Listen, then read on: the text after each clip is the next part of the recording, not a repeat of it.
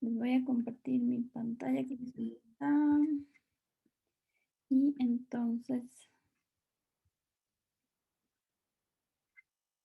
nos vamos a regresar a donde nos quedamos la clase pasada. Es justo antes de la polimerización, ¿no es cierto? Pum, pum. Terminamos de ver grupos funcionales, síntesis de moléculas orgánicas. Aquí creo que nos quedamos, ¿no es cierto? Ya.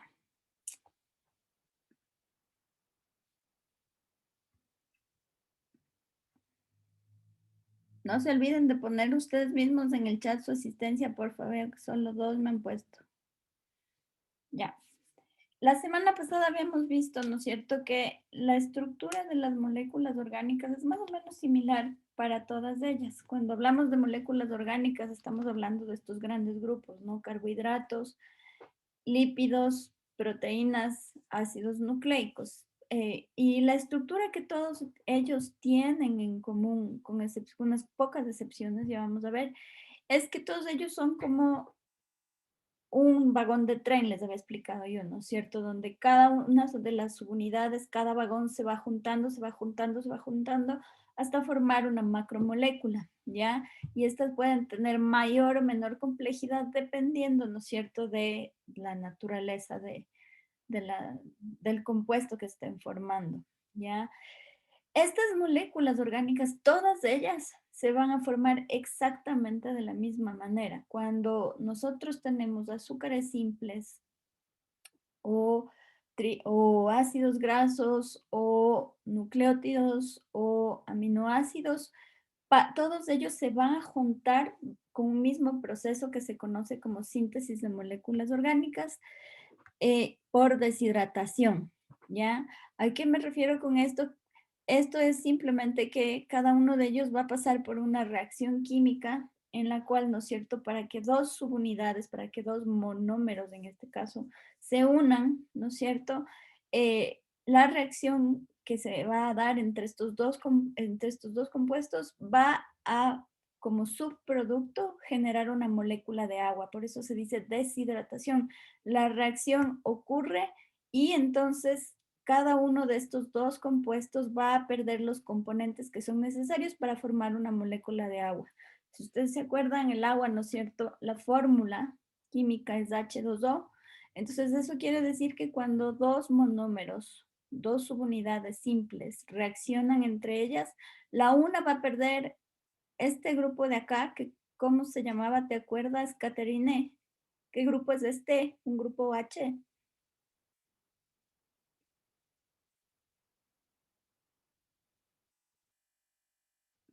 No cojo el siguiente nombre. Ana Paula. ¿Qué grupo químico es de este grupo OH que está aquí? ¿Te acuerdas? ¿Cómo se llama? Hidroxilo.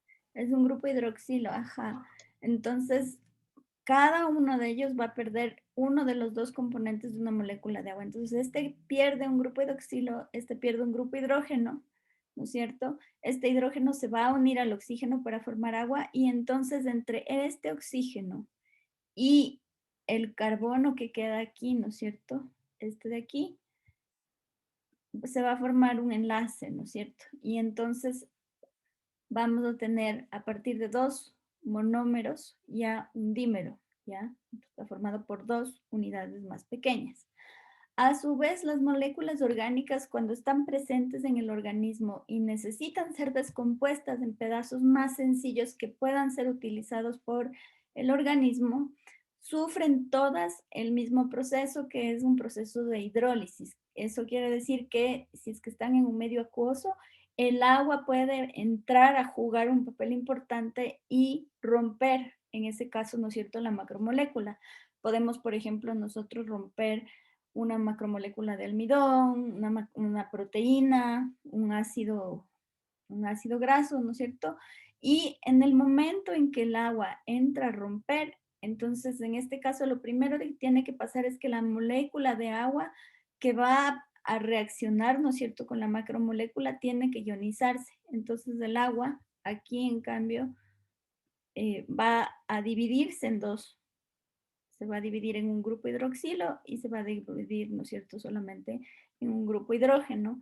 Y cada uno de ellos, ¿no es cierto?, se va a unir ya a las subunidades que se van desprendiendo de la macromolécula, ¿no es cierto?, para que ésta quede con estos grupos funcionales completos pegados al corazón de carbón inicial, ¿ya?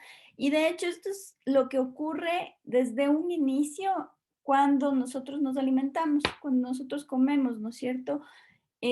Los alimentos pasan por un primer proceso de digestión en la misma boca, ¿no es cierto? En la boca nosotros tenemos enzimas digestivas y esas enzimas digestivas empiezan a degradar los carbohidratos, los lípidos, las, eh, las proteínas en la misma boca, ¿ya?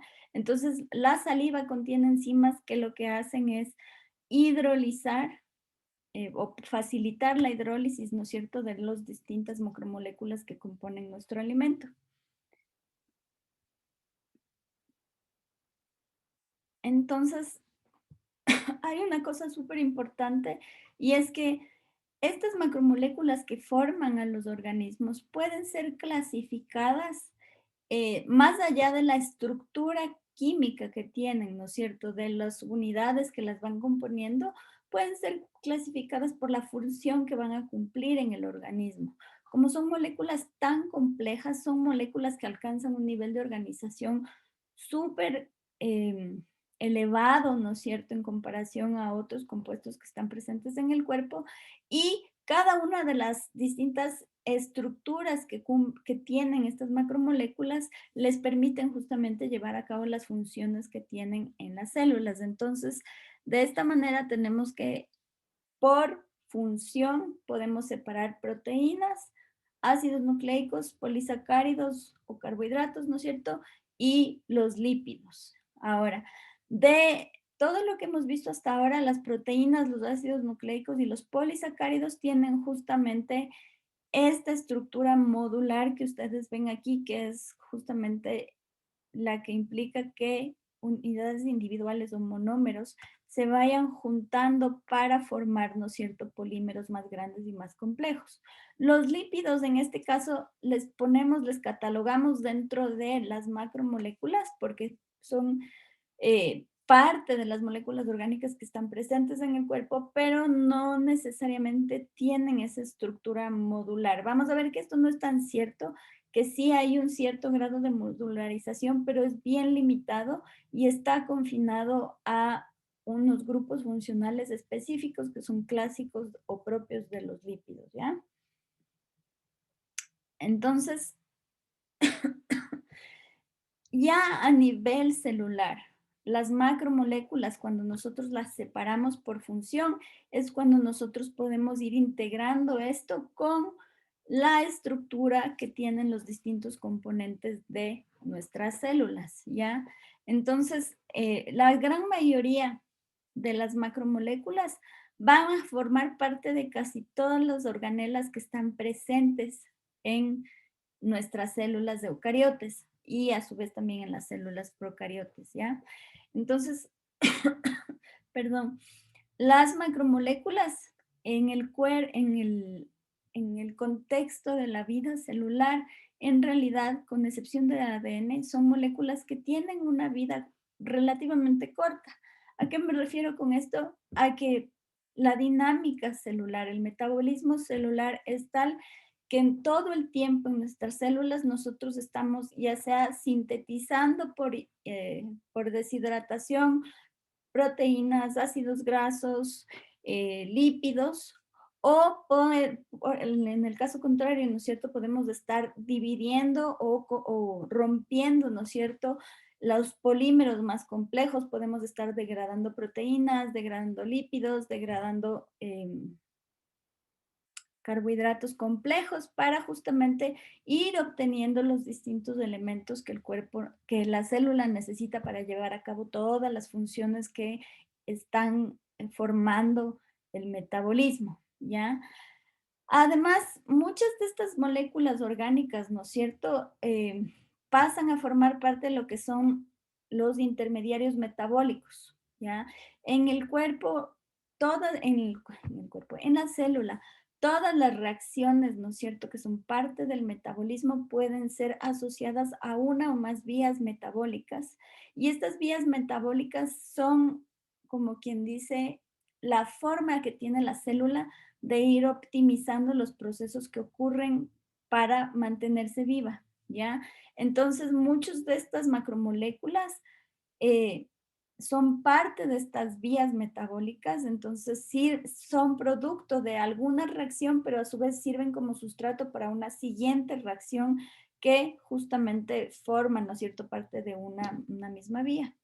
Ahora, estas moléculas orgánicas, si bien hace un ratito yo les dije que son específicas, ¿no es cierto?, y que cumplen algunas funciones que son propias de su naturaleza, muchas de ellas, justamente mediante reacciones más pequeñitas, pueden llegar a transformarse en algún derivado que cumple funciones completamente diferentes. Entonces, por ejemplo, cuando nosotros nos alimentamos, ¿no es cierto? Y dentro de nuestra alimentación, nosotros incorporamos, por ejemplo, vitaminas. Estas vitaminas, cuando son digeridas y cuando son procesadas a nivel celular, por ejemplo, sirven asociándose a proteínas, asociándose, ¿no es cierto?, a hormonas o a esteroides, ¿no es cierto?, forman compuestos intermedios que son parte de vías metabólicas bien importantes. Entonces, por ejemplo, ese es el caso de la, ah, uy, me olvidé el nombre, de la coenzima A. La coenzima A es derivada de una vitamina, ¿ya? Pero justamente cuando la coenzima A en su forma derivada se asocia con un compuesto carbonado de 4 carbones, forma acetilcoenzima A, que es uno de los compuestos intermediarios que inician el ciclo de Krebs, que es justamente el que nos sirve a nosotros para obtener energía en el cuerpo, ¿ya? Entonces, eso es un poco como lo bonito y lo interesante del metabolismo celular, que utilizando solamente estos 4 conjuntos de de moléculas distintas, puede llevar a cabo todas las reacciones que comprenden su metabolismo para mantener a la célula con vida. Otro ejemplo de esto es, por ejemplo, el adenosín monofosfato cíclico. Yo les mencioné la semana pasada esto. El adenosín monofosfato cíclico, de hecho, es un derivado de uno de los nucleótidos del ADN, de la adenina, ¿ya? La adenina en este caso se va a fosforilar y si es que solamente está presente en la forma en la que está presente un grupo fosfato, se vuelve, ¿no es cierto?, una molécula cíclica, el AMP cíclico, y aquí en cambio, este nucleótido no pasa a formar parte ni del ADN ni del ADN, sino que en cambio, por ejemplo, se convierte en uno de los mensajeros celulares más importantes que hay en el cuerpo, ¿ya? Entonces, estas moléculas orgánicas, por la estructura que tienen, son las que le van a ayudar a la célula a primero formar los distintos organelos, ¿no es cierto? O en el caso de los ácidos nucleicos, ¿no es cierto?, a cargar la información genética que está presente en el núcleo. Todos tienen más o menos la misma estructura en cuanto a organización modular y todos ellos son importantes y necesarios para que la célula lleve a cabo sus funciones metabólicas, ¿ya? Entonces vamos a empezar a revisar cada uno de estos grupos y el día de hoy vamos a revisar todo lo que son carbohidratos, ¿ya? Los hidratos de carbono o polisacáridos, ¿no es cierto? Son moléculas que en esencia, si nosotros tomamos en cuenta solamente los elementos que las componen, son moléculas súper simples formadas por carbono, hidrógeno y oxígeno. Y estos tres elementos están siempre presentes en la misma proporción si estamos hablando de la fórmula química. Entonces, nosotros en un carbohidrato siempre vamos a tener una porción de carbono por 2 porciones de hidrógeno y por una porción de oxígeno. Y todos ellos, cuando nos fijamos simplemente en la fórmula química y en su representación, ¿no es cierto?, en 2 dimensiones, tienen exactamente la misma organización que ustedes ven aquí. Entonces se forma un esqueleto de átomos de carbono central, a lo largo del cual nosotros tenemos organizados, ¿no es cierto?, grupos de hidroxilo, grupos de hidrógeno, y eventualmente, ¿no es cierto?, hay un oxígeno que queda, como se dice vulgarmente, desparchado, o sea, queda un oxígeno que tiene que de ley formar un enlace doble con un carbono para justamente poder cumplir con esta proporción de 1-2-1 de carbono, hidrógeno y oxígeno, ¿ya? Esto debido a que al final, ¿no es cierto?, eh, esta molécula de aquí, cuando tenemos un monosacárido que tiene entre 3 a 7 carbonos, este monosacárido tiende ya de manera espacial, ¿no es cierto?, a tomar esta forma de anillo, ¿ya? Se repliega sobre sí mismo y forma un anillo, ¿ya? Entonces, en la naturaleza nosotros podemos tener eh, anillos, ¿no es cierto?, con una estructura tridimensional un poco más simple, o tenemos algunos que justamente, por ejemplo, toman esta forma ya tridimensionalmente más compleja. Esta es la que se conoce como la alfa-D-glucosa con una forma justamente de silla, y esta forma está dada, ¿no es cierto?, por las distintas polaridades o las distintas atracciones que tienen los átomos de carbono con respecto a los átomos de hidrógeno y de oxígeno, ¿ya? Entonces, en este caso, este esqueleto central de 3 a 7 átomos, ¿no es cierto?, de 3 a 7 átomos de carbono, eh, puede ser, ¿no es cierto?, expresado como la unidad básica, ¿no es cierto?, que va a formar una cadena más grande. Entonces, en ese caso, nosotros podemos expresar esta fórmula química como ustedes lo tienen escrito aquí, CH2O, y este N representa cuántas veces se va a repetir, ¿no es cierto?, esta fórmula, ¿ya? Ahora, si ustedes ven un poquito qué es lo que sucede, cuál es la diferencia, ¿no es cierto?, entre este compuesto de aquí, que es la D-fructosa, y este compuesto de aquí, eh, que es la D-glucosa, ¿no es cierto? Hay una diferencia grande porque este grupo carbonilo que se va a formar puede permanecer al interior de la cadena o puede estar ubicado en un extremo de la cadena. Cuando está ubicado al interior de la cadena de carbonos, no en las puntas, hablamos de una ketosa o cetosa, como lo van a encontrar en algunos libros. Y cuando está presente al final, estamos hablando de un hidrato de carbono que se conoce como aldosa, ¿ya? Entonces, de todos los monosacáridos que están presentes en la naturaleza, la glucosa, que tiene como fórmula C6H12O6, es el monosacárido más común, más abundante, y es el monosacárido que constituye la subunidad principal de la gran mayoría de hidratos de carbono de polisacáridos, ¿ya? ¿Esto está claro? ¿Tienen alguna duda o alguna pregunta? Asumo que no. Entonces sigo, ¿ya? Una cosa, uy, qué borroso que está. Una cosa súper importante que tiene que ver con el hecho de que estos monosacáridos, ¿no es cierto?, cuando tienen más de 5 carbonos, tienden a formar estos anillos carbonados, es que la disposición de los grupos funcionales espacialmente puede cambiar, porque el anillo forma como un plano, ¿no es cierto? Y los grupos funcionales pueden disponerse hacia la parte superior o hacia la parte inferior del plano.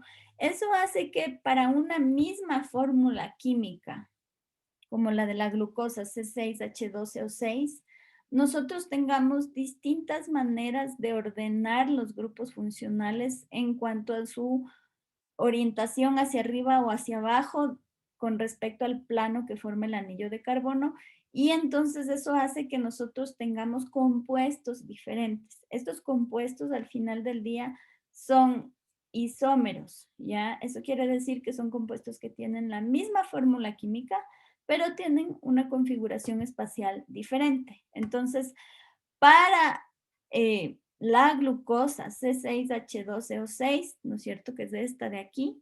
Si nosotros vemos, ¿no es cierto?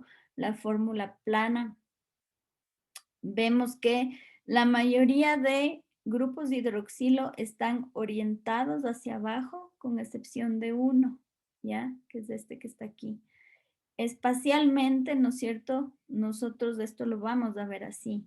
Están los hidrógenos, ¿no es cierto?, orientados hacia arriba, con excepción de uno, que está aquí. Aquí tiene este hidrógeno para abajo y este OH, este grupo hidroxilo, para arriba, ¿ya? Estas tres representaciones son exactamente iguales y corresponden a la glucosa. Esta es la fórmula así plana.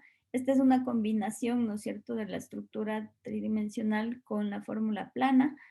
Y esta es ya la estructura espacial en 3 dimensiones que toma la molécula de glucosa. La fructosa y la galactosa son dos monosacáridos que tienen exactamente la misma fórmula química que la glucosa, C6H12O5. La diferencia es que en el caso de la fructosa, por ejemplo, tenemos nosotros este grupo H igual ubicado, ¿no es cierto?, hacia arriba, como tiene la glucosa, pero tiene aquí invertidos, ¿no es cierto?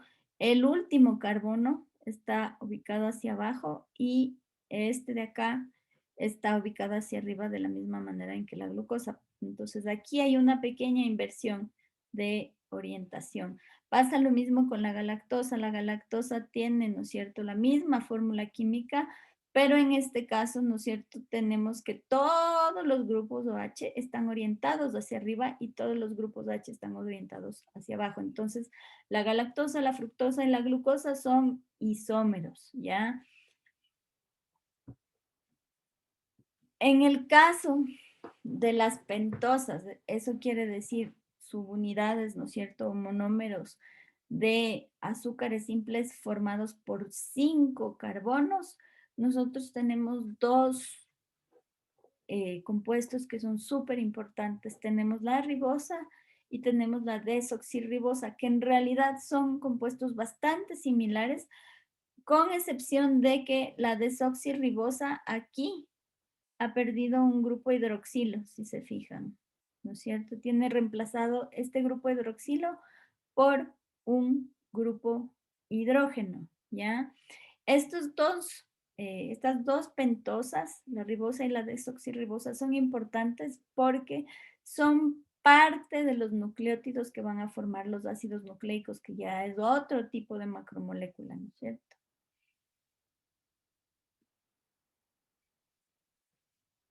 ¿Ya? Entonces, los polisacáridos o los hidratos de carbono están conformados por azúcares más pequeños, ¿no es cierto? Que cuando están presentes en agua, ¿no es cierto?, son solubles y eventualmente estos azúcares más pequeños se pueden ir polimerizando justamente mediante reacciones de síntesis por deshidratación. Cuando nosotros tenemos un azúcar compuesto por un solo monómero, hablamos de monosacáridos. Ese es el caso de la fructosa, de la glucosa, de la galactosa, ¿ya? Pero nosotros podemos empezar a tener ya, como quien dice, vagoncitos de tren más complejos. En ese caso, cuando tenemos dos azúcares simples unidos, tenemos lo que se conoce como disacáridos, ¿ya? Entonces, estos están formados a partir de dos monosacáridos que se unieron por deshidratación. Ese es el caso de la sucrosa, por ejemplo, o de la lactosa.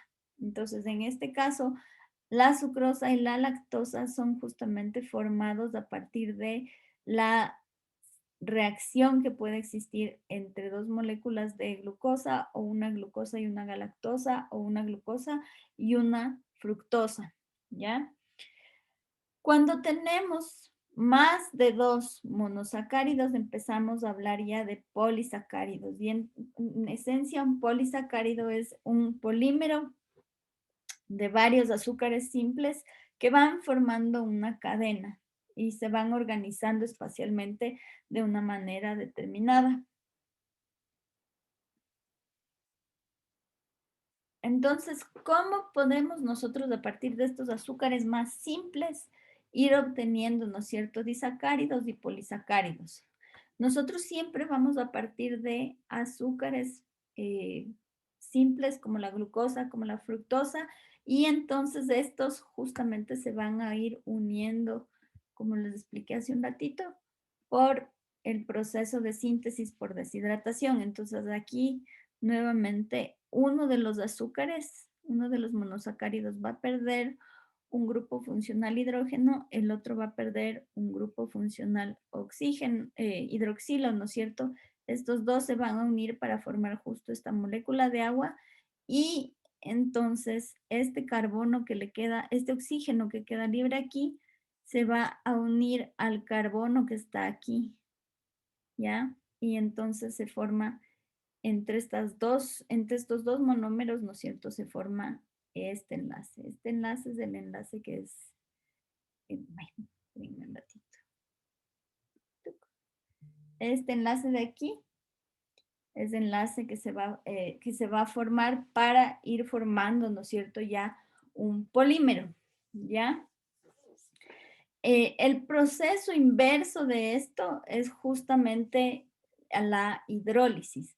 En el cuerpo, ¿no es cierto? Cuando nosotros necesitamos de energía, nosotros tenemos la posibilidad de ir hidrolizando compuestos como el glucógeno en las células animales, como las células que nos componen a nosotros. Cuando nosotros tenemos un exceso de glucosa, nosotros vamos almacenando esa glucosa en glucógeno y ese es un proceso que ocurre en un órgano en particular en el cuerpo, ¿ya? Pero eventualmente cuando nosotros necesitamos energía, ¿no es cierto? Los polisacáridos pueden irse obteniendo por hidrólisis. Y de hecho eso pasa, ¿no es cierto? Como les expliqué hace un ratito, pasa desde un inicio en la boca cuando empezamos a ingerir alimentos. Por eso es que cuando ustedes, por ejemplo, se comen una galletita de sal, a pesar de que sea una galleta salada, en la boca siempre les queda al final como un gusto dulcecito. Ese gusto dulcecito es porque en la misma boca las enzimas que están presentes en la saliva, las amilasas, empiezan a degradar los carbohidratos en la misma boca. Entonces, todo el almidón, ¿no es cierto?, que está en en la, todo el almidón que está presente en la galleta se empieza a degradar, se empieza a romper en azúcares más simples como la glucosa y ese es el sabor dulce que nos va quedando a nosotros.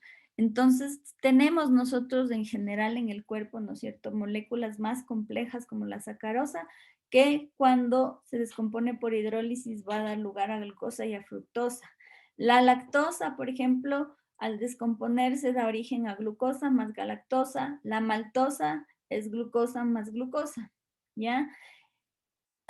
Como les mencioné, hay una diferencia súper grande entre cómo las células animales y las células vegetales almacenan el exceso de producción de azúcares simples en el cuerpo.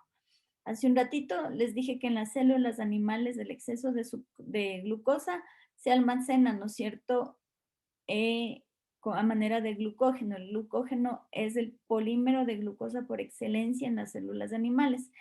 En las plantas, el compuesto, la macromolécula de almacenamiento de monosacáridos por excelencia es el almidón, ¿ya? Entonces, si ustedes se ponen a pensar un poquito en lo que sucede en las papas, cuando las plantitas de papa están bajo condiciones óptimas, ¿no es cierto?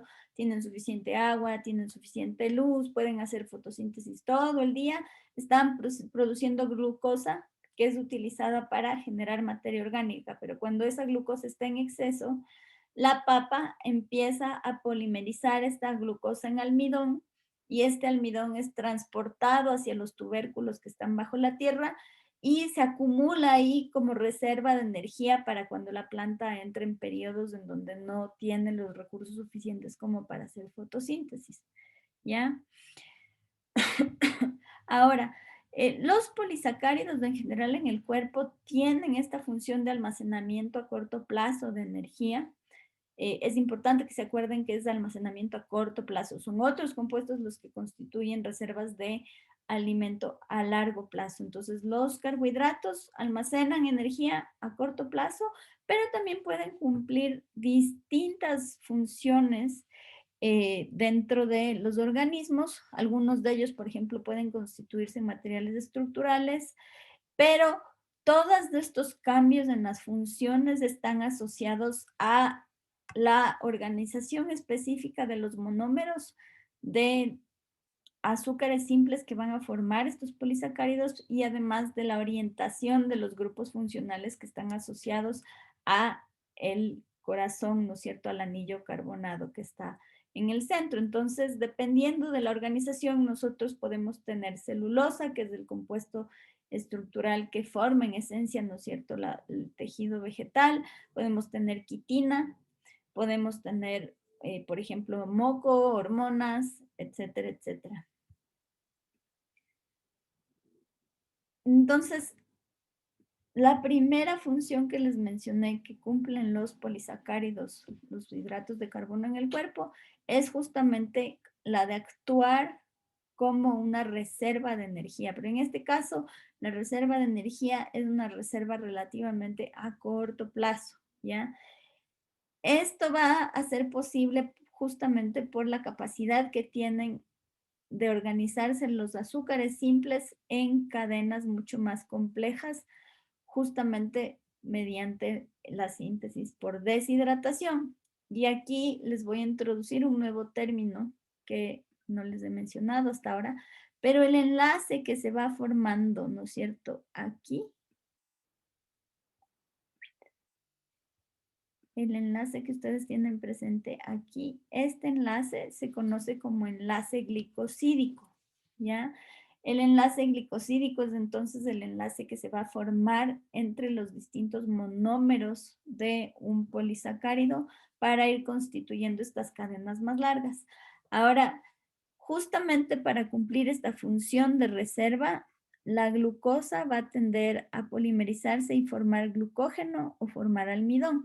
Y estructuralmente estos polímeros, a pesar de estar compuestos exactamente del mismo monómero base que es la glucosa, la manera en cómo se van agrupando las moléculas de glucosa es súper diferente. Entonces, en el caso del almidón, en el momento en que las glucosas forman los enlaces glicosídicos para formar el polímero, hace que los polímeros queden todos organizados con su grupo funcional hacia el mismo lado, hacia la misma orientación, están todos hacia arriba.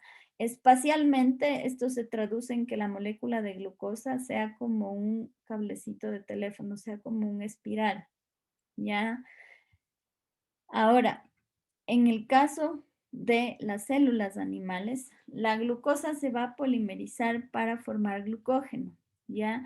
Pero la manera en cómo se van organizando las glucosas aquí es diferente y ustedes tienen que cada un cierto número de glucosas que se van juntando entre sí, hay una más que empieza a formar una cadena derivada lateral de la cadena principal de monómeros. Entonces, en este caso, el glucógeno que se va formando no tiene forma de espiral, sino que eventualmente es un polímero de glucosa en el que a partir de una cadena simple que forma como el corazón, la estructura básica, parten ramificaciones hacia los costados, ¿ya? Entonces, espacialmente, el glucógeno y el almidón son bien diferentes, pero estructuralmente están compuestos de los mismos azúcares simples que son moléculas, ¿no es cierto?, de glucosa.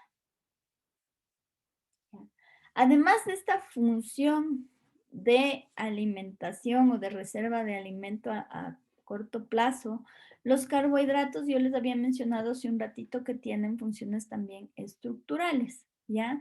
Esto quiere decir que los polímeros, ¿no es cierto?, de azúcares simples se van a organizar para justamente formar distintas estructuras que son parte, ¿no es cierto?, del esqueleto de los seres vivos. Entonces, en el caso de las plantas, cuando la glucosa se polimeriza para formar celulosa. Esta celulosa tiene una estructura súper particular, son cadenas, ¿no es cierto? Múltiples cadenas de glucosa y a su vez estas se van, como quien dice, enrollando sobre sí misma. Entonces aquí están las moléculas individuales de glucosa.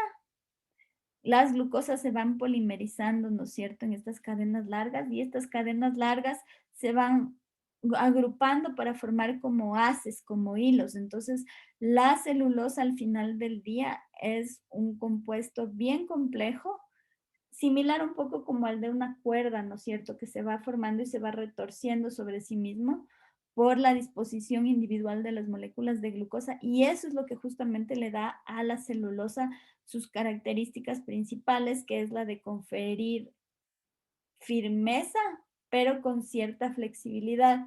La celu Perdón, la celulosa es un producto que justamente le da, por ejemplo, la rigidez a la madera, o es el compuesto que justamente permite, ¿no es cierto?, a partir de las fibras de esta palmerita de la chambira, ir haciendo hilos con los cuales nosotros tejemos, ¿no es cierto?, las chigras.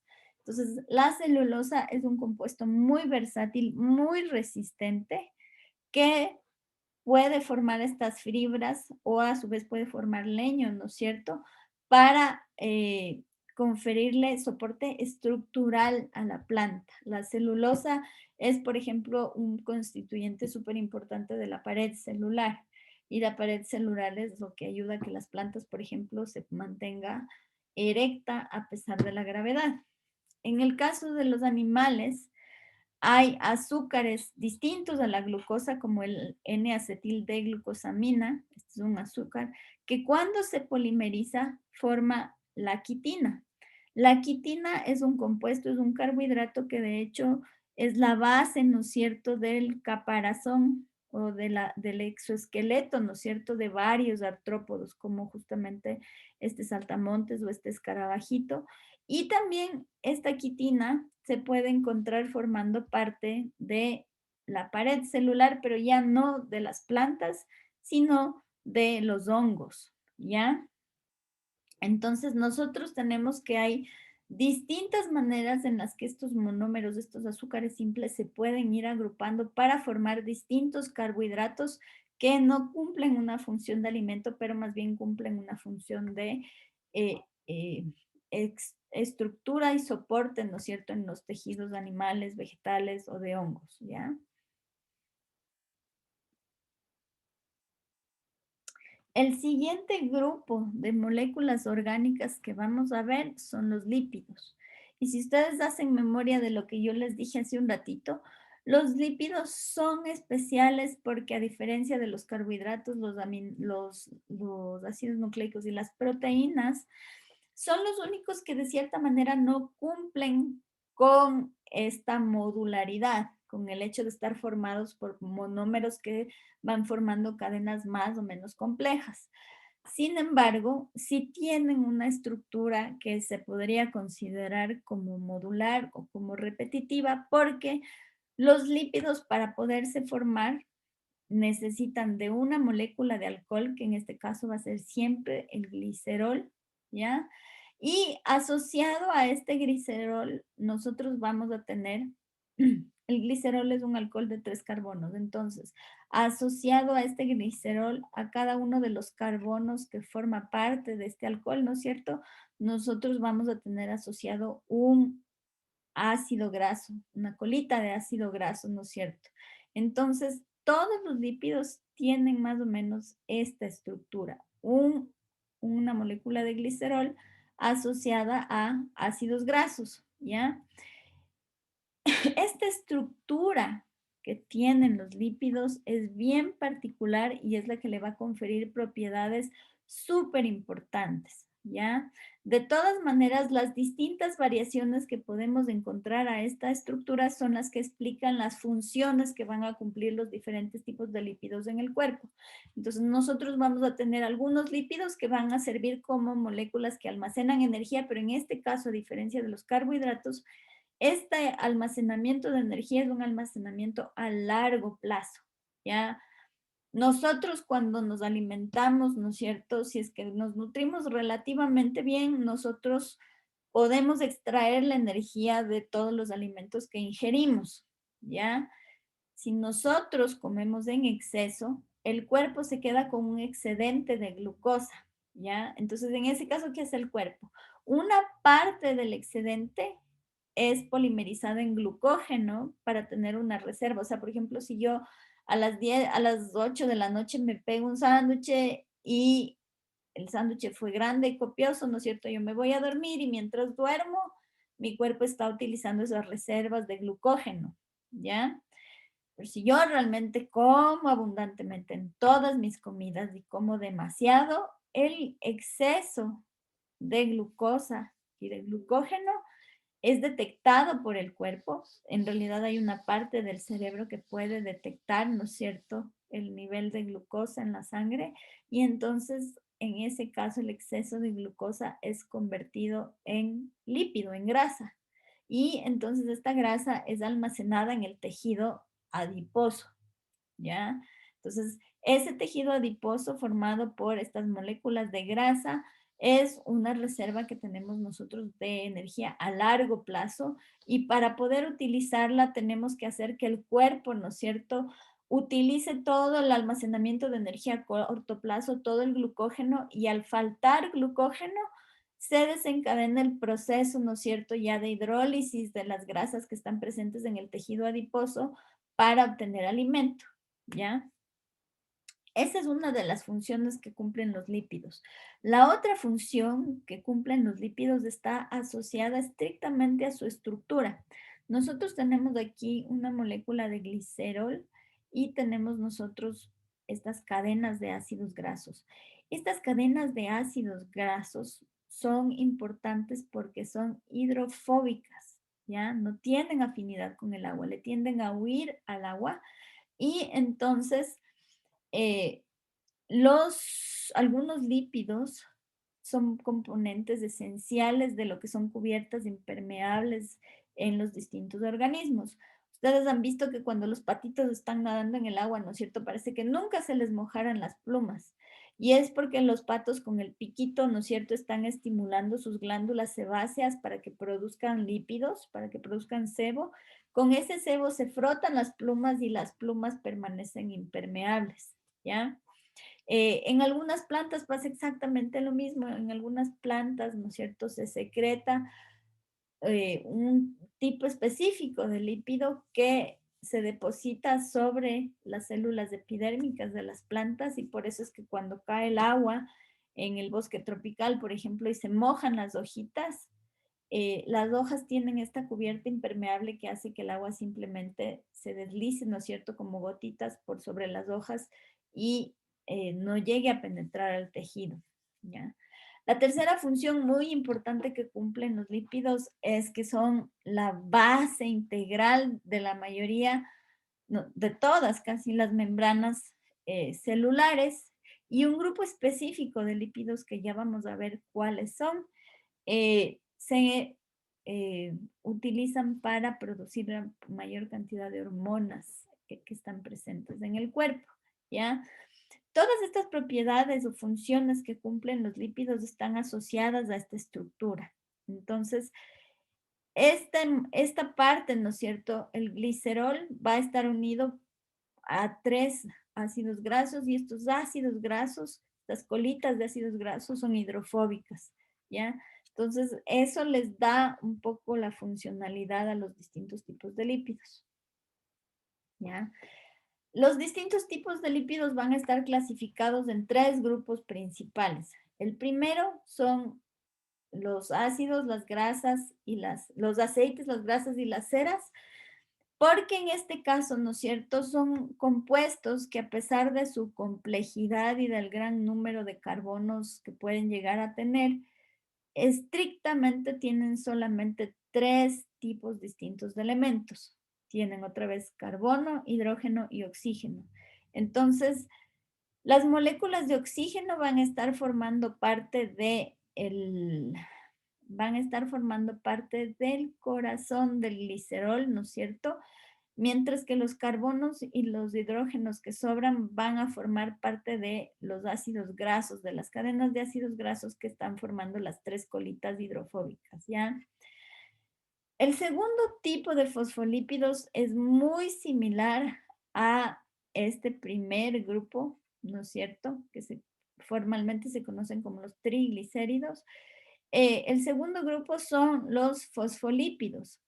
Los fosfolípidos son muy similares a los triglicéridos, con la diferencia de que una de las cadenas de ácido graso está reemplazada por un grupo fosfato, ¿ya?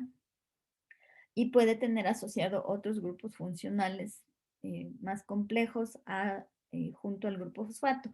Pero la presencia del grupo fosfato es importante porque eso hace que en este caso esta molécula de lípido que se forma tenga una propiedad súper particular, y es que en este caso se convierte en una molécula que se llama anfipática. Anfipática quiere decir que tiene un comportamiento dual y opuesto frente al agua.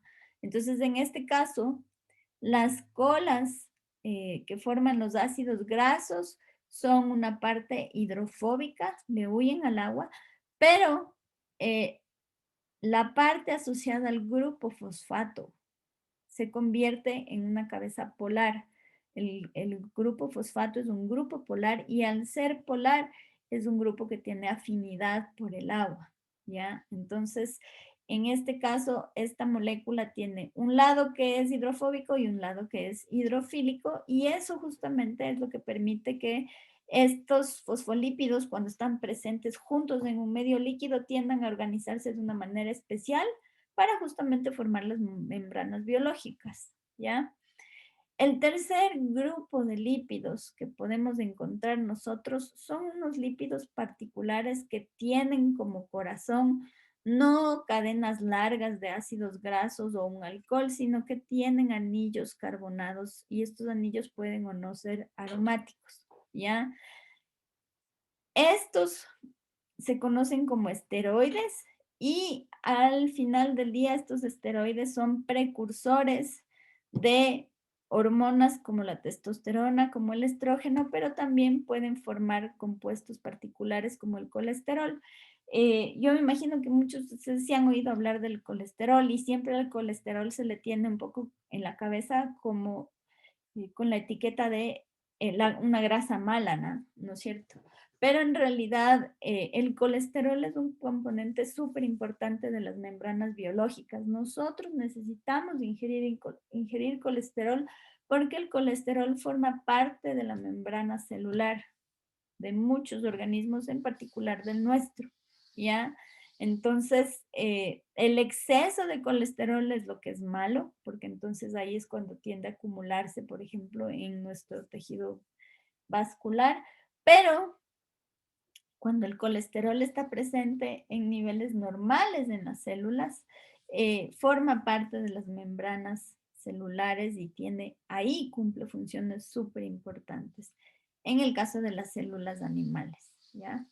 Entonces, los triglicéridos, los aceites, las grasas y las ceras eran estas moléculas particulares que tienen asociadas a un glicerol con tres ácidos grasos. La razón por la cual les incluimos justamente dentro del grupo de macromoléculas es porque estos también tienden a formarse por síntesis, por deshidratación. La particularidad aquí es que para formar una molécula de aceite o de grasa o de cera, ¿no es cierto? Yo voy a necesitar por cada colita de ácido graso una molécula de agua, ¿ya? O sea, voy a eliminar una molécula de agua. Entonces, para unir este primer ácido graso con el primer carbono del glicerol, yo aquí pierdo una molécula de agua. Para unir el segundo pierdo otra molécula de agua. Para unir el tercero pierdo otra molécula de agua. Entonces yo pierdo 3 moléculas de agua por cada molécula de triglicérido que formo en el cuerpo, ¿ya? Ahora, ¿cuál es la diferencia estructural entre los aceites, las grasas y las ceras? ¿Ya?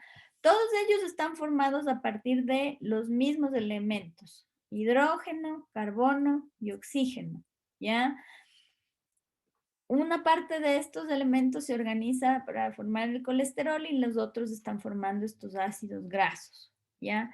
Estos ácidos grasos tienen este grupo carboxilo al final. ¿Se acuerdan cuál era el grupo carboxilo?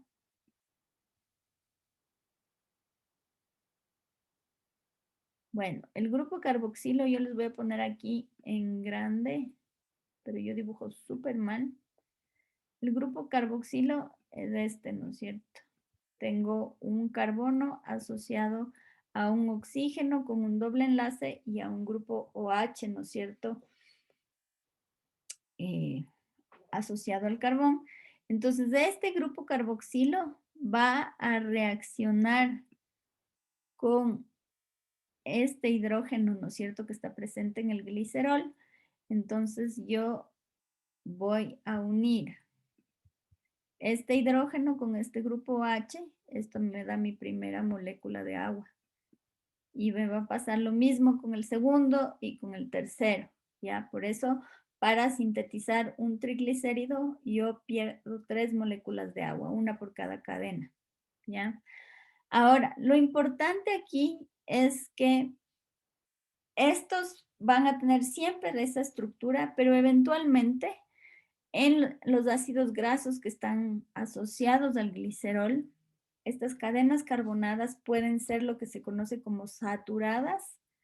Ese es el caso de estas que están aquí rectas y se llaman saturadas porque en este caso, por ejemplo, yo tengo un carbono unido a otro carbono, unido a otro carbono y esto puede variar en longitud, pero básicamente cada carbono está formando sus 4 enlaces covalentes. Como está formando sus 4 enlaces covalentes, todos los carbonos están unidos por enlaces simples entre ellos, ¿ya? Eso hace que estas cadenas sean cadenas lineares, ¿ya? Si es que eventualmente yo tengo, ¿no es cierto? Aquí tengo 3 carbonos. Aquí tengo este carbono de aquí unido a un siguiente carbono, ¿no es cierto? Pero este carbono tiene con el siguiente carbono formado un doble enlace. Y este también tiene solamente uno y este puede estar ahora sí asociado aquí a uno que tiene sus 3 enlaces completos adicionales. La presencia de este doble enlace que está aquí hace que esta cadenita de este ácido graso tome este ángulo, ¿ya? Esto tiene consecuencias espaciales súper importantes. Cuando nosotros tenemos triglicéridos en los que las 3 cadenas están saturadas, o sea, tienen los enlaces entre los carbonos simples, nosotros vamos a tener grasas. ¿Por qué? Las grasas están formadas por estas cadenas, ¿no es cierto?, regulares, y estas cadenas, como son regulares, como no tienen quiebres, se organizan de manera muy, muy, muy empacadita, ¿no es cierto? Y por eso es que las grasas en estado natural son sólidas, ¿ya? Porque las moléculas que van a formar las grasas pueden organizarse de manera regular y forman, ¿no es cierto?, ya como una capita. Eso es lo que ven ustedes, por ejemplo, cuando cortan tocino, ¿no es cierto? Se ven capas enteras de grasa. Pero si yo en las cadenas que tengo presente en un triglicérido tengo un enlace doble entre 2 carbonos, una de las cadenas o las 2 o las 3 son insaturadas, las moléculas ya no pueden organizarse y empacarse tan ordenadamente como en una grasa. Entonces, en ese caso, las moléculas adquieren una cierta fluidez y por eso es que entonces se forma un tipo de triglicérido distinto, que en este caso es un aceite que es fluido en su estado natural, porque las moléculas que lo conforman no pueden apilarse, no pueden organizarse y entonces están presentes y fluyen, ¿no es cierto?, unas junto a la otra, ¿ya? Las ceras estructuralmente son súper parecidas a las grasas, también están formadas por cadenas que están saturadas, las tres, ¿no es cierto? Y la diferencia entre las grasas y las ceras es simplemente la función que cumplen y el organismo o la entidad biológica donde están presentes, ¿ya?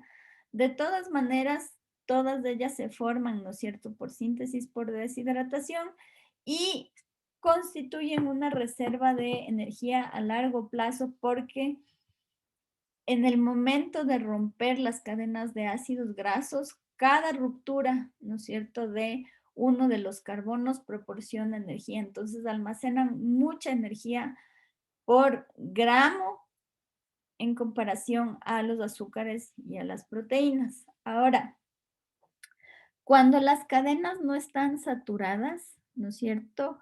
La disposición de los grupos de hidrógeno marca una diferencia importante y entonces cuando los dos grupos de hidrógeno y los dos carbonos, perdón, están ubicados hacia el mismo lado en comparación, en relación a la cadena, hablamos de un ácido graso cis. Cuando en cambio la disposición de los carbonos y de los hidrógenos es como en espejo, ¿no es cierto?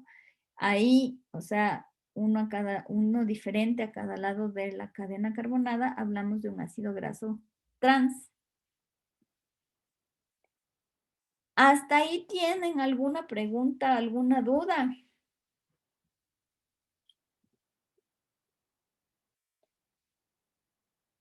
No tienen preguntas.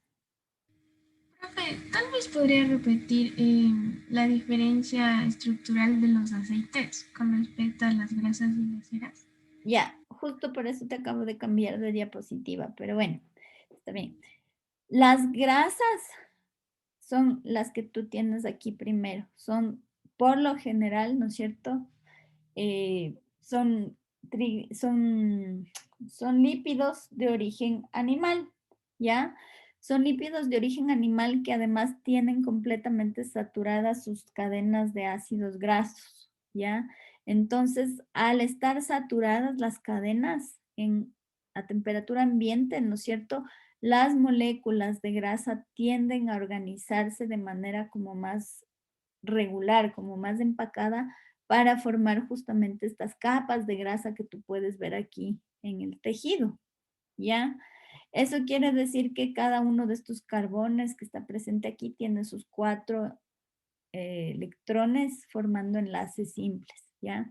En cambio, en los aceites, como el aceite de coco, los aceites son todos de origen vegetal y los ácidos grasos, como puedes ver aquí, son ácidos grasos que no están saturados. Eso quiere decir que entre estos carbones que están aquí formando como las curvitas, tú no tienes enlaces simples, sino que tienes enlaces dobles. Cada curva es un enlace doble. Y entonces estos enlaces dobles provocan que las moléculas no se puedan organizar, no se puedan empacar, y entonces este compuesto, este aceite tenga fluidez en su estado natural, ¿ya? A temperatura ambiente, ¿ya? Las ceras son bien parecidas a las grasas, pero en este caso las ceras cumplen una función bien diferente. Las grasas, la función que cumplen es la de almacenar energía a largo plazo. Las ceras cumplen funciones diferentes en el sentido en que, por ejemplo, son estructurales. Entonces, la cera de abeja, ¿no es cierto?, es una grasa que sirve para que las abejitas puedan hacer sus panales, ¿ya? Y también esta es la que, por ejemplo, estos compuestos son los que dan impermeabilidad a las cubiertas vegetales, ¿no es cierto? Como es el caso de los tallos y las hojas. Entonces, la funcionalidad y el estado sólido o líquido de un triglicérido va a depender de si está formado por ácidos grasos completamente saturados o por ácidos grasos insaturados. Ahí está más claro esto. Profe, gracias. Ya. El segundo grupo de grasas que yo les había mencionado es el de los fosfolípidos y este estructuralmente es parecido al de a la estructura de los triglicéridos, pero el tercer carbono del glicerol, en lugar de estar unido a un ácido graso, está unido a un grupo fosfato que también puede estar unido a diversos grupos funcionales aquí, ¿ya?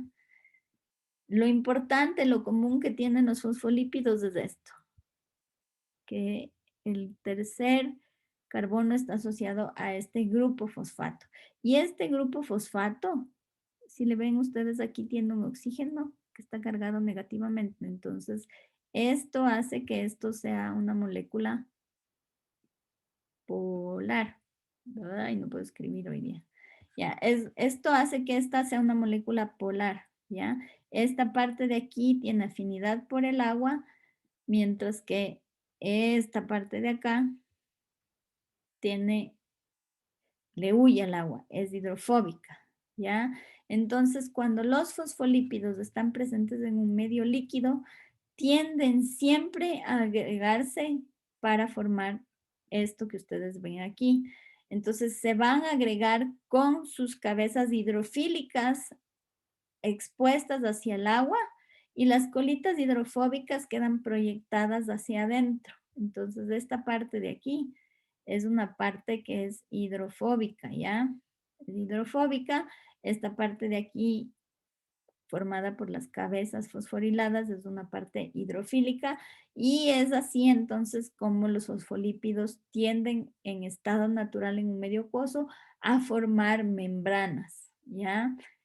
Y estas membranas están entonces formadas por una capa doble de fosfolípidos que todos, ¿no es cierto?, se organizan para proyectar las colas hidrofóbicas hacia el interior, ¿ya? Estas colas hidrofóbicas pueden ser de distinta naturaleza, pueden estar formadas por ácidos grasos saturados o insaturados, eso ya no importa mucho para el tema de la polaridad de la molécula, pero sí tiene consecuencias en las propiedades específicas que puede tener la membrana. Ahora, como yo les enseñé aquí, asociado al grupo fosfato aquí está otro grupo funcional más. Este grupo funcional más, que le vamos a llamar R, este grupo funcional puede variar su composición. Vamos a ver más adelante cuando hablemos de la membrana, ¿no es cierto? Pero, por ejemplo, en las distintas partes del cuerpo, en las distintas membranas que están presentes en el cuerpo, este grupo funcional tiene particularidades específicas que le confieren a esa membrana características particulares, ¿ya? No me quiero adelantar mucho porque vamos a ver esto en membranas, pero sí quería dejarles adelantando que aquí hay este grupo funcional que hace que entonces algunos de los fosfolípidos aquí tengan propiedades particulares a pesar de estar en esencia formando parte de la membrana. Entonces, esta molécula de aquí que tienen ustedes es una molécula que es anfipática porque tiene una dualidad, ¿no es cierto? Acá es polar, por lo que es afín al agua, y acá es una molécula, esta parte de aquí es una parte hidrofóbica.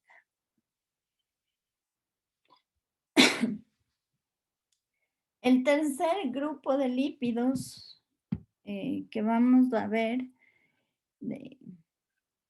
es el de los esteroides. Estos son diferentes a los otros dos que hemos visto porque no están formados por un alcohol y 3 ácidos grasos, sino que están formados, ¿no es cierto?, por estos anillos de carbono.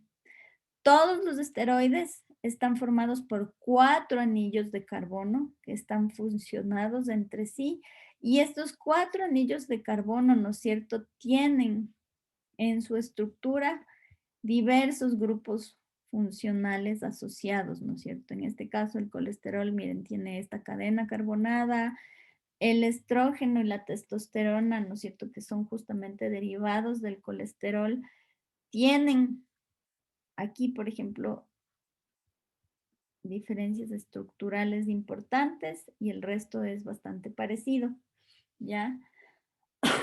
Entonces, el colesterol es uno de los tipos de esteroides más importantes que existe, porque justamente, como les dije hace un ratito, es parte integral de las membranas celulares de los animales, ¿ya? Aparte de formar parte de la membrana, también es un tipo de lípido que se utiliza para la síntesis de hormonas, ¿ya?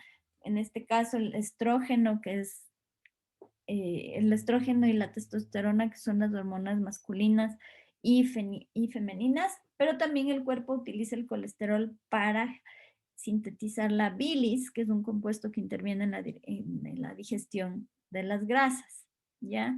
Entonces, la diferencia con los otros es que aquí tienen ustedes 4 anillos carbonados unidos a distintos grupos funcionales. Nos vamos a tomar 5 minutos porque me estoy quedando sin voz para pasar a lo siguiente, ¿ya? Ahorita son las 9:15. Nos vemos 9:20, ¿ya? Sí, ¿no? Sí, profe. Sí, profe. Ya. Sí, profe.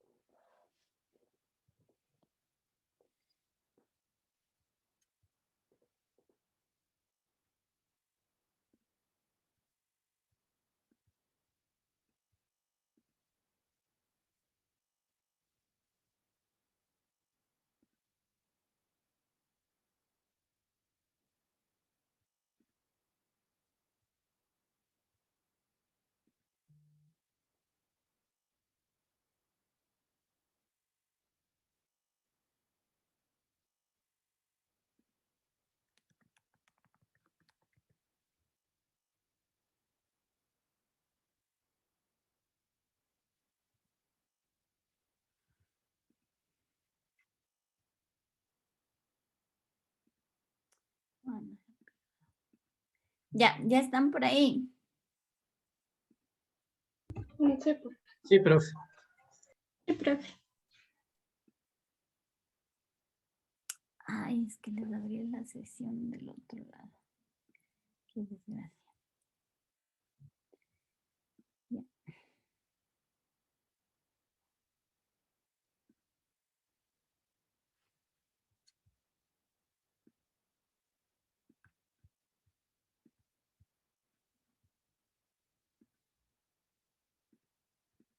Eso. Ya. Otro grupo súper importante que hay en el... Otro grupo que hay súper importante en el organismo de macromoléculas son las proteínas. Y en realidad, a nivel de complejidad y de diversidad de funciones, este es uno de los grupos más importantes que existe, ¿ya? Las proteínas son particulares porque en realidad aquí otra vez volvemos nuevamente a este modelo modular, valga la redundancia de molécula, ¿no es cierto? Y la unidad básica que estructuralmente conforma la proteína, una proteína son los aminoácidos. Lo interesante aquí es que para conformar una proteína, nosotros podemos tener una o más cadenas diferentes de aminoácidos que se juntan, se combinan para justamente formar un compuesto complejo que puede cumplir varias funciones, ¿ya? Y estas varias funciones están justamente asociadas a esta versatilidad que existe en cuanto a la estructura de las proteínas, ¿ya? Entonces, solo para darles un ejemplo, en nuestras células existen más de 100 enzimas diferentes. Las enzimas son un tipo específico de proteínas que tienen como función facilitar, ¿no es cierto?, o promover las reacciones químicas que son parte de nuestro metabolismo, ¿ya? Esta versatilidad, este número tan grande de enzimas diferentes que nosotros tenemos, estaba basado justamente en la gran variedad de formas o estructuras que pueden llegar a tener las proteínas. Ahora, las proteínas no solamente cumplen esta función de enzimas, o sea, de promover o facilitar las reacciones químicas, pero nosotros también tenemos proteínas que son estructurales. Ese es el caso, por ejemplo, de la elastina, de la queratina, de la seda. Entonces, aquí pueden ver ustedes un ejemplo, ¿no es cierto? La queratina ayuda a formar, ¿no es cierto?, el pelo, la elastina es parte de la piel, la seda justamente les ayuda a las arañas a construir su tela, ¿no es cierto? La queratina también es parte del plumaje de muchas aves, ¿ya? Pero también, por ejemplo, hay algunas proteínas como la albúmina o la caseína que está presente en la leche, la albúmina en el huevo, que cumplen una función de nutriente para el cigoto, para los animales o para los animales jóvenes, ¿no es cierto? La albúmina le va a servir de alimento a el polluelo, ¿no es cierto?, que se está desenvolviendo en un huevo. La caseína está presente en la leche que sirve para alimentar, ¿no es cierto?, a los terneritos, en el caso de las vacas. Tenemos proteínas que funcionan como proteínas de transporte que eh, funcionan, ¿no es cierto?, llevando ciertos compuestos de un lado al otro del organismo. Ese es el caso, por ejemplo, de la hemoglobina, que sirve para transportar el oxígeno en la sangre. Ahora, tenemos unas proteínas que uno podría pensar que son estructurales, pero en realidad son proteínas que estructuralmente lo que hacen es participar en todo el proceso de movimiento, de contracción muscular. Entonces, las fibras musculares están compuestas de proteínas que tienen la capacidad de expandirse o contraerse, ¿no es cierto?, para que los músculos puedan moverse, ¿ya? Asimismo, una gran cantidad de proteínas funciona como hormonas. Ese es el caso, por ejemplo, de la insulina. La insulina es una proteína La hormona del crecimiento también es una proteína. Muchas proteínas funcionan como anticuerpos en nuestro organismo, ¿no es cierto? Y hay proteínas que sirven como defensa, ¿no es cierto? A otro nivel, los anticuerpos son la defensa dentro de nuestro cuerpo, pero por ejemplo en el caso de los ofidios de algunas serpientes, ¿no es cierto? Esas proteínas actúan como defensa, pero más para matar a las presas o para defenderse, ¿no es cierto? De posibles ataques de predadores. Entonces, estructuralmente, al ser tan variadas, las proteínas pueden funcionar como proteínas estructurales de movimiento, de defensa, de almacenamiento, en el caso de almacenamiento de nutrientes. Hay proteínas que sirven como moléculas mensajeras, que eso es justamente lo que son las hormonas, y otras que, como las enzimas, sirven para catalizar reacciones en el cuerpo, ¿ya? Las proteínas en este caso son igualmente polímeros. La unidad estructural de las proteínas va a ser justamente lo que nosotros conocemos como aminoácido. Yo les he puesto aquí, ¿no es cierto?, la estructura clásica de un aminoácido. Entonces, un aminoácido siempre va a tener un carbono central. Este carbono central tiene sus electrones formando 4 enlaces simples con diferentes grupos que son comunes a todos los aminoácidos. Entonces, uno de los enlaces simples va a estar formando un grupo, va a estar enlazado a un grupo amino. Otro de los enlaces simples va a estar enlazado a un grupo carboxilo. Otro de los enlaces, el tercero, va a estar enlazado a un hidrógeno y el cuarto enlace va a estar enlazado a este grupo R, que se conoce como grupo funcional. De estos 4 grupos a los cuales se va a unir este carbono central, el grupo R, que es el grupo variable, este es el que le va a dar a el aminoácido su funcionalidad, su característica especial, ¿ya? Pero al ser común esta estructura para todos los aminoácidos, ¿no es cierto? Estos pueden irse enlazando el uno junto al otro para ir formando polímeros de aminoácidos, ¿ya? Estos polímeros de aminoácidos se van a formar siempre de la misma manera. Nosotros tenemos aquí, ¿no es cierto?, 2 aminoácidos que están puestos el uno junto al otro, ¿no es cierto?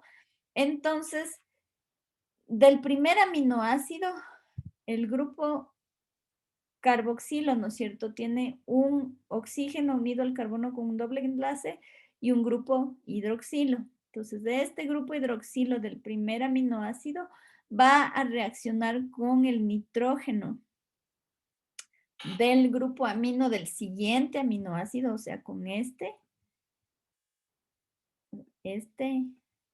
y este son las partes reactivas del aminoácido, ¿no es cierto? Entonces, estos dos se van a fusionar para generar una molécula de agua. Entonces, tenemos otra vez síntesis por deshidratación y luego este carbono se va a unir con este hidrógeno.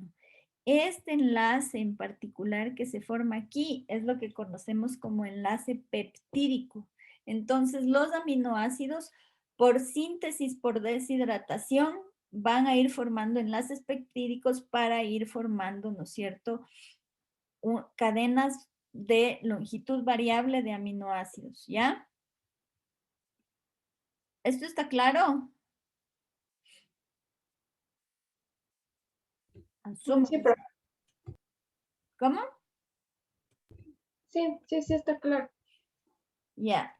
Entonces yo les había dicho que el grupo funcional de cada uno de los aminoácidos es el que le va a dar las propiedades específicas a ese aminoácido. Nosotros en la naturaleza tenemos 20 aminoácidos distintos, entonces eso quiere decir que hay 20 grupos funcionales diferentes presentes en los aminoácidos, ¿ya?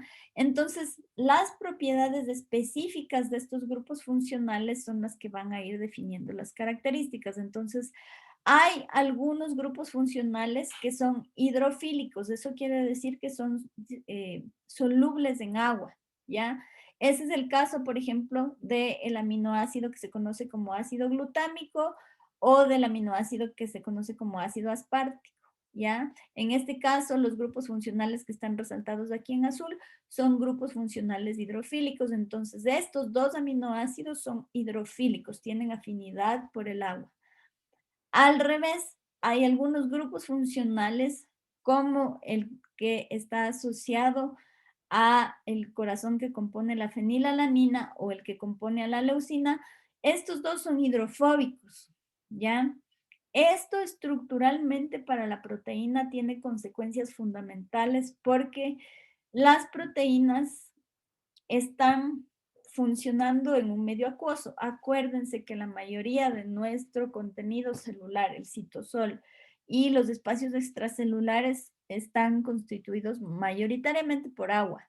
Entonces, las proteínas, si es que tienen en su estructura aminoácidos hidrofóbicos, la proteína va a tender a replegarse sobre sí misma para protegerles a los aminoácidos hidrofóbicos. Entonces, la presencia o ausencia de aminoácidos hidrofóbicos interviene en la forma tridimensional que va a obtener la proteína en un medio acuoso, ¿ya? También algunos grupos funcionales que están asociados para formar un aminoácido tienen elementos que son importantes. Entonces, la clase pasada yo les había hablado del azufre, ¿se acuerdan? El azufre es un elemento que por las cargas que tiene, ¿no es cierto?, presentes en su núcleo, tiende a formar puentes con a otros átomos de azufre que estén presentes a lo largo de una cadena. Entonces, este aminoácido, la cisteína, cuando está presente varias veces a lo largo de la cadena de una proteína, tiende a enrollarse espacialmente para acercar a los aminoácidos que tienen este grupo funcional con azufre y entonces ahí entre las moléculas de azufre se forman los puentes disulfuro, ¿ya? Esto es importante para proteínas como por ejemplo la queratina que forma parte del cabello, ¿ya? A lo largo de la molécula de queratina hay en mayor o menor grado distintas cantidades de cisteína y si es que hay mucha cisteína, ustedes tienen una molécula de queratina que va enrollándose sobre sí misma y por eso es que uno tiene el pelo rizado, ¿ya?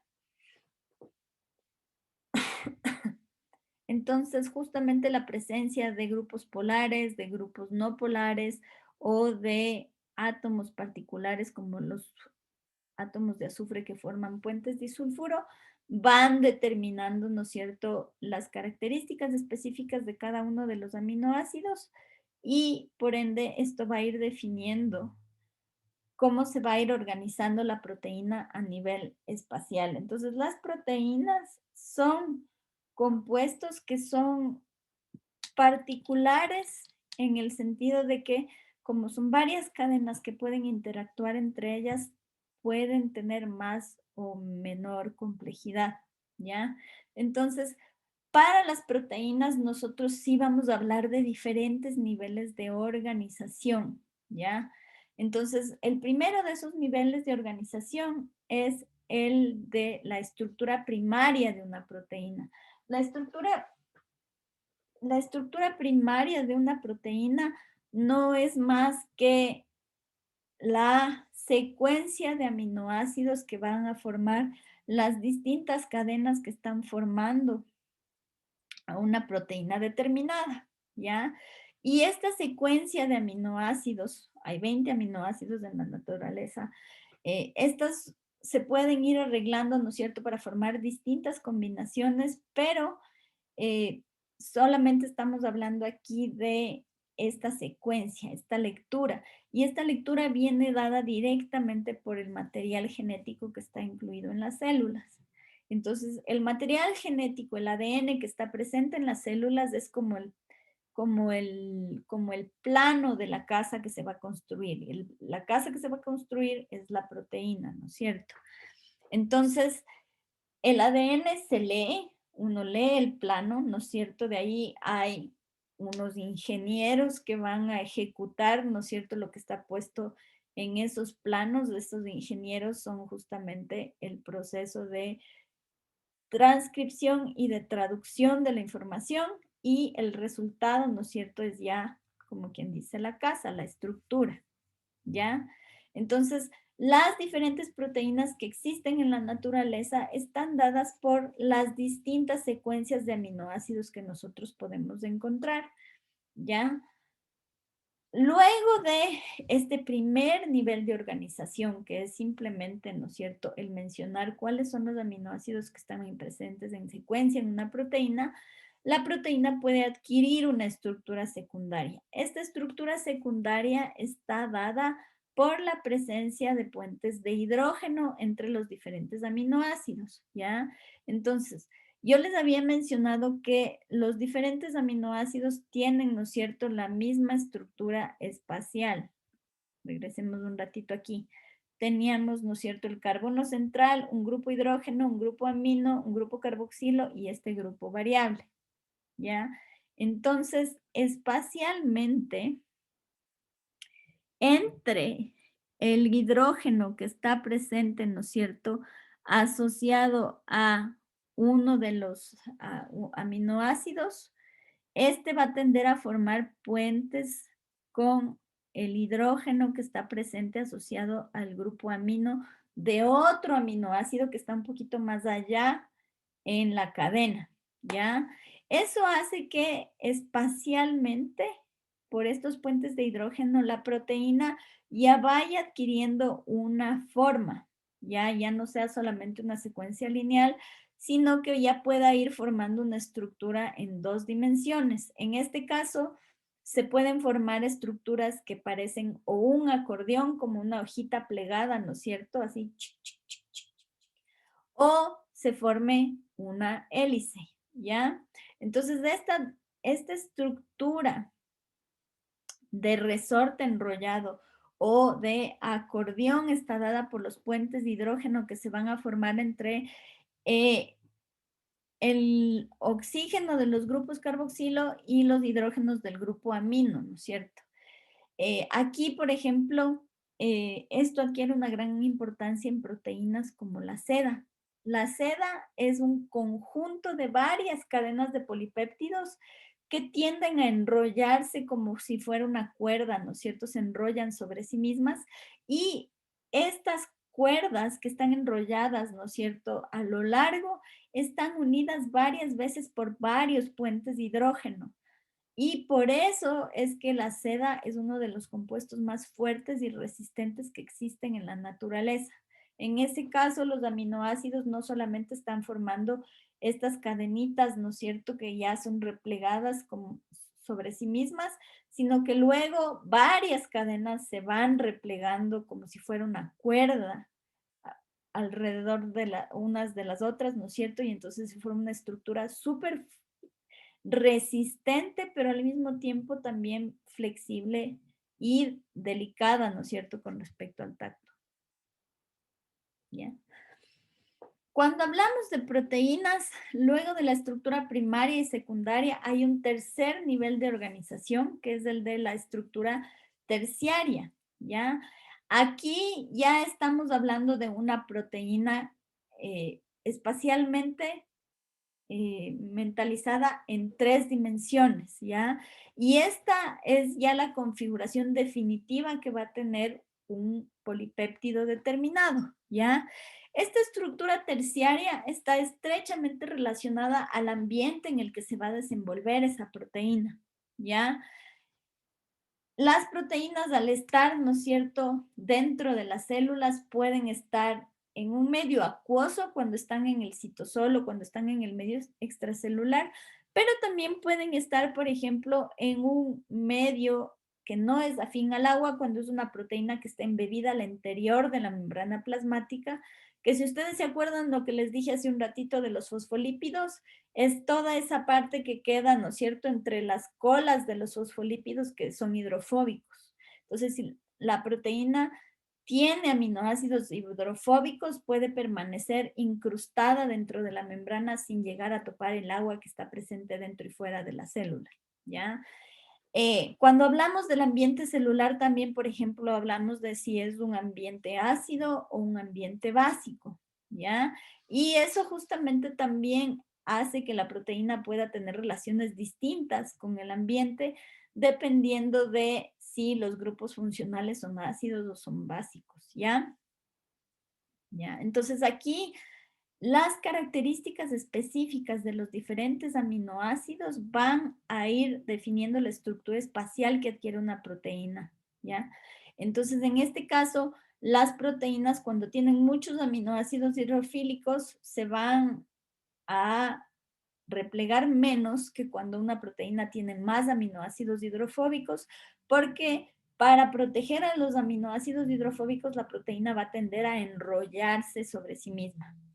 Otra cosa importante que define la estructura terciaria es lo que yo ya les había mencionado hace un rato, que tiene que ver con las atracciones entre los azufres de las distintas cisteínas que están presentes a lo largo de una cadena, porque entonces ahí se tienden a formar esto que ven ustedes aquí, que son los puentes disulfuro, ¿ya?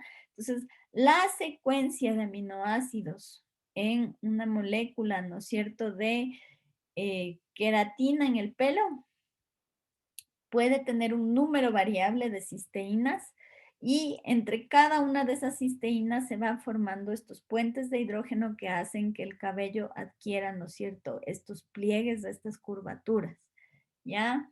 Entonces, cuando nosotros hacemos estos procesos de alisamiento del pelo, básicamente lo que hacemos es utilizar químicos que rompan los puentes de hidrógeno y que por eso hacen que el cabello se vea liso. Como se perdieron los puentes disulfuro, ¿no es cierto?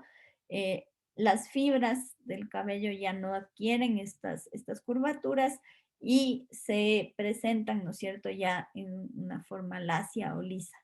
Ahora, yo les había mencionado que una proteína puede ser una combinación de varias cadenas de polipéptidos. Eso ya constituye un siguiente nivel de organización en la proteína y entonces ahí ya hablamos de lo que sería la estructura cuaternaria de esa proteína. Entonces, ese es el caso, por ejemplo, de una proteína que es súper importante para nosotros, que es la hemoglobina, la que se encarga de transportar el oxígeno en la sangre. La hemoglobina, que es esta molécula que ustedes ven aquí, está formada por 4 cadenas distintas de aminoácidos. Estas cadenas se mantienen unidas, se mantienen juntas por puentes de hidrógeno que se forman entre las 4 distintas cadenas y una de las cadenas tiene esto que se conoce como grupo hemo, que básicamente es un sitio activo en donde existe una molécula de hierro, ¿no es cierto? Una molécula de hierro está presente en uno de los grupos funcionales de uno de los aminoácidos y entonces esto se constituye en el sitio activo de la proteína que sirve para que ésta se fije al hidrógeno, al oxígeno, perdón. Entonces las moléculas de oxígeno van a reaccionar con el átomo de hidrógeno de hierro que está presente en esta cadena para que entonces esta molécula de hemoglobina pueda transportar el oxígeno a donde es necesario en el cuerpo. ¿Ya? Entonces aquí yo les he puesto un ejemplito ya más detallado de los distintos niveles de organización de esta proteína que es la transtirretina, ¿ya? Esta proteína es también una proteína de transporte, es la proteína que se encarga de transportar el retinol que es producido en el órgano, en el hígado, ¿ya? Y entonces, en este caso, la transtirretina, ¿no es cierto?, va a ser transportada hacia, desde el hígado hacia la tiroides, ¿ya? Esta cadena, esta transtirretina es una proteína bien compleja que está, al igual que la hemoglobina, formada por 4 cadenas de polipéptidos. Cada una de esas cadenas tiene 127 aminoácidos distintos. Entonces, ustedes tienen aquí solamente la secuencia de una primera cadena, ¿ya? Estas cadenas, ¿no es cierto?, van a tender a tener atracciones entre los hidrógenos que están presentes en los aminoácidos a lo largo de la cadena. Entonces, esta cadena espacialmente va a ir tomando, ¿no es cierto?, esta forma de papel plegado. Otra de las cadenas que forman la transtirretina va a tomar, ¿no es cierto?, esta forma de hélice.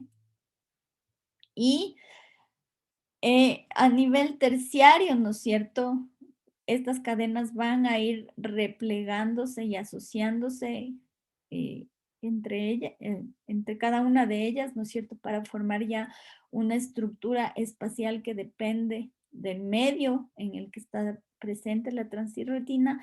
Y luego, en un cuarto nivel de organización, ¿no es cierto?, las hélices y las hojas plegadas, ¿no es cierto?, se van a juntar para formar, ¿no es cierto?, aquí ya la proteína funcional, la transtirretina, que va a tener aquí un sitio funcional para justamente transportar el retinol. ¿Tienen hasta ahí alguna duda o alguna pregunta? Bueno, para cerrar la ¿Puede clase, repetir, profe, la estructura cuaternaria de la proteína? ¿la qué? ¿La estructura cuaternaria? Sí, profe, por favor. La estructura cuaternaria es ya cuando las 4 cadenas de polipéptidos que forman la transtirretina se unen, ¿ya? Porque hasta aquí, ¿no es cierto?, cuando yo te hablo de la estructura secundaria o de la primaria o de la terciaria, te estoy hablando de la estructura individual de cada una de las 4 cadenas. Cada cadena tiene su estructura primaria, cada cadena tiene su estructura secundaria. Cada cadena tiene su estructura terciaria y luego cuando las 4 cadenas en su estado terciario se juntan, se forma ya la estructura cuaternaria. Entonces, la estructura cuaternaria es ya la unión de las 4 cadenas de polipéptidos que forman la transtirretina y esta ahí adquiere ya su funcionalidad, que es justamente la de transportar el retinol, ¿ya? Cuando la estructura tridimensional de una proteína es alterada, esto puede tener consecuencias importantes dentro del metabolismo del cuerpo, ¿ya? Aquí yo les he puesto el ejemplo de una condición que puede existir en algunas personas, que es la anemia drepanocítica, ¿ya? La anemia drepanocítica es un tipo específico de anemia porque en ese caso los glóbulos rojos, que son justamente los que contienen la hemoglobina, los que ayudan, ¿no es cierto?, a que se transporte el oxígeno en la sangre, cuando existe alteración en la estructura de la proteína, cambian de forma.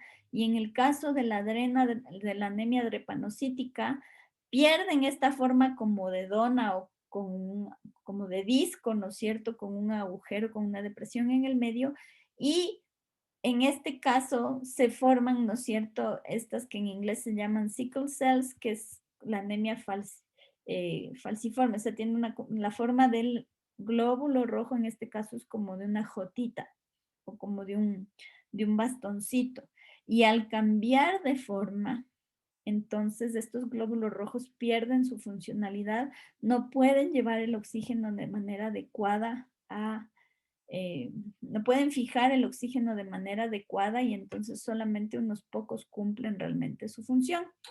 Esta condición, este cambio en la forma de los glóbulos rojos está dado simplemente por el cambio en uno de los aminoácidos en una de las cadenas. Entonces, en condiciones normales, en la sexta posición de la cadena que está alterada, nosotros tenemos normalmente el ácido graso presente, el ácido glutámico, que es este de aquí, ¿ya? Pero por una mutación en las personas que tienen la anemia drepanocítica, este aminoácido, el ácido glutámico, ha sido reemplazado por un aminoácido que se conoce como valina, y la valina tiene propiedades distintas, ¿ya? Como tiene propiedades distintas, el polipéptido cambia de forma y eso hace que todo el glóbulo rojo cambie de forma perdiendo su funcionalidad, ¿ya? Entonces yo les he puesto aquí para que ustedes puedan ver un videito que no sé si tenemos ya tiempo de ver antes de que se acabe la clase. Déjenme ver cuánto dura. No alcanzamos. Entonces yo les voy a dejar de tarea para la próxima clase ver este video y ahí yo les voy a hacer un controlcito, no de lectura, pero un control de comprensión del video, ¿ya? Pues vamos a dejar esto hasta aquí porque ya creo que lo siguiente que viene tiene que ver con otras condiciones, ¿no es cierto?, asociadas a la mutación de algunas de las cadenas de proteínas en el cuerpo. Entonces aquí podemos terminar viendo esto nomás y ustedes pueden ver los 3 videos ya después para hacer un control de lectura. Hay otra condición presente en los seres humanos que es justamente esta leucemia mieloide crónica. Este básicamente es un tipo de cáncer que afecta a las personas a nivel de los glóbulos blancos. Entonces, en este caso, cuando está presente este tipo de anemia, lo que sucede es que el ciclo celular de los glóbulos blancos se altera.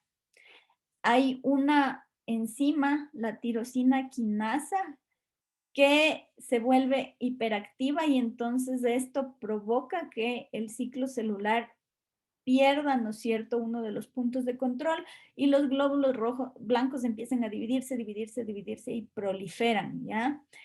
Esta mutación, esta alteración de esta tirosina quinasa está dada justamente por una mutación a nivel de cromosomas.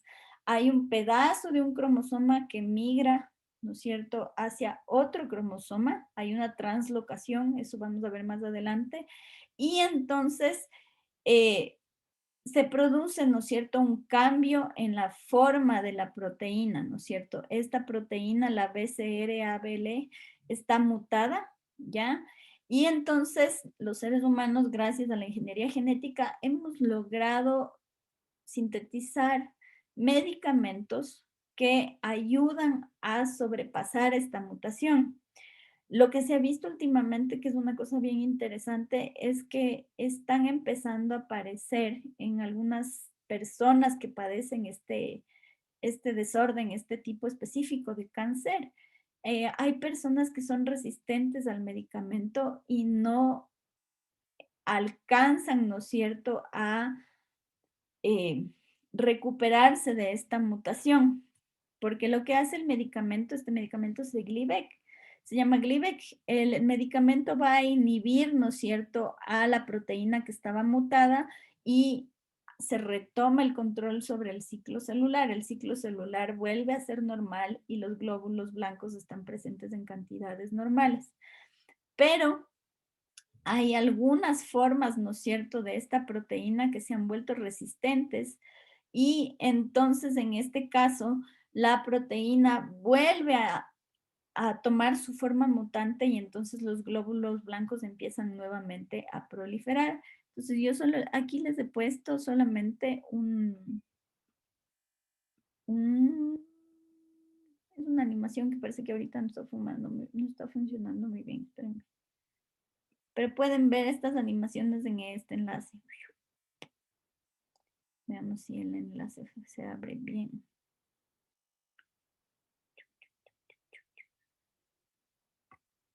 Mi internet que está súper lento. Ya. Esta de acá es la forma normal que tiene la proteína. Esta proteína es la que va a controlar el ciclo celular de los glóbulos blancos. Y cuando esa proteína está mutada, ya voy a chequear los enlaces, ustedes pueden ver aquí la animación de lo que sucede, cambia la forma de la proteína y entonces el medicamento ya no puede pegarse a la proteína para inhibirla y que entonces el ciclo celular pueda cumplirse de manera adecuada. Vamos a dejar esto aquí y la próxima clase retomamos con lo último que nos faltaría revisar, que es ácidos nucleicos, ¿ya? Listo, chicos. Les voy a dejar de compartir mi pantalla. Y con los chicos que tenemos laboratorio nos vemos en 5 minutos, ¿ya? Déjenme. Sí pusieron todos los que llegaron. Sí, plancharse el cabello es un proceso químico, porque básicamente cuando te... no, plancharse el cabello. Cuando solamente te planchas el cabello, lo que estás haciendo es cambiando la temperatura. Ahora, las proteínas en general son sensibles a varios factores. Esto vamos a ver más adelante, no me quiero adelantar mucho, pero hay varios factores que pueden cambiar la actividad enzimática. El primero de ellos es aplicar sustancias químicas que justamente interrumpan estas interacciones como son los puentes de hidrógeno o como son los puentes de disulfuro. ¿Ya? Otra cosa que puede cambiar la funcionalidad de las proteínas son cambios en el pH. Entonces, algunas proteínas tienen un funcionamiento óptimo en pHs ácidos, otras proteínas tienen un funcionamiento óptimo en pHs básicos. Eso, por ejemplo, es el caso de las proteínas que funcionan como enzimas digestivas.